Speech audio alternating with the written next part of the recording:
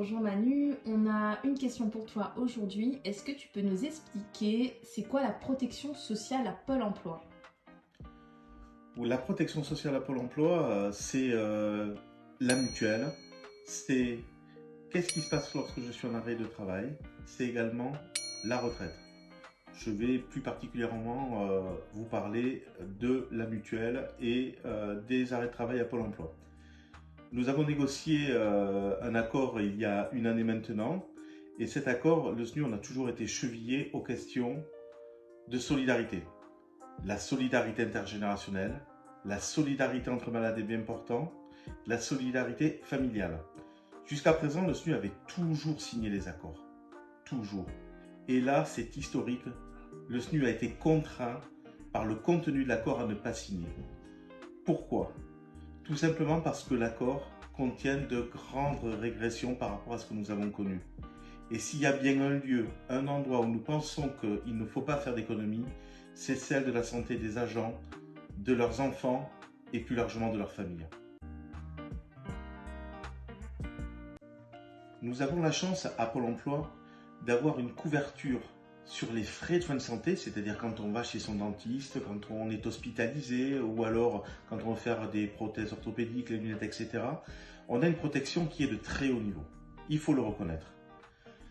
On a également une protection en cas d'arrêt de travail. Et là, il y a des règles qui diffèrent en fonction de votre statut. Que l'on soit agent public ou agent de droit privé, les règles sont différentes. Mais ce qu'il faut surtout retenir, c'est que nous pouvons être couverts à hauteur de 100% de son plein traitement. Et lorsque malheureusement la maladie perdure, et c'est en ça que nous avons refusé de signer cet accord, c'est un élément central. Si malheureusement on bascule en invalidité de première catégorie, on n'est plus à 100% de son traitement.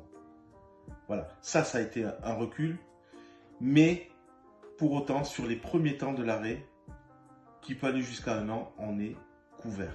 Et ça, c'est quand même une belle garantie.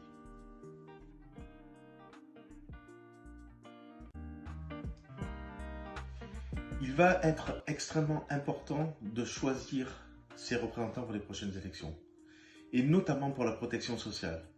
Pourquoi ? Parce que l'accord, il a une durée de validité de 5 ans. Et nous serons amenés à renégocier avec la force que nous donneront les agents par rapport aux voix aux élections. Et nous, ce que nous portons au niveau du SNU, c'est que l'on puisse renforcer notre protection sociale. Comme je l'ai dit, on n'est plus au niveau de ce que nous étions. Nous devons regagner dans l'intérêt des agents des prestations de haut niveau, et nous devons également regagner la garantie d'avoir 100% de son plein traitement lorsqu'on est en arrêt de travail. On ne doit pas être pénalisé parce qu'on est malade.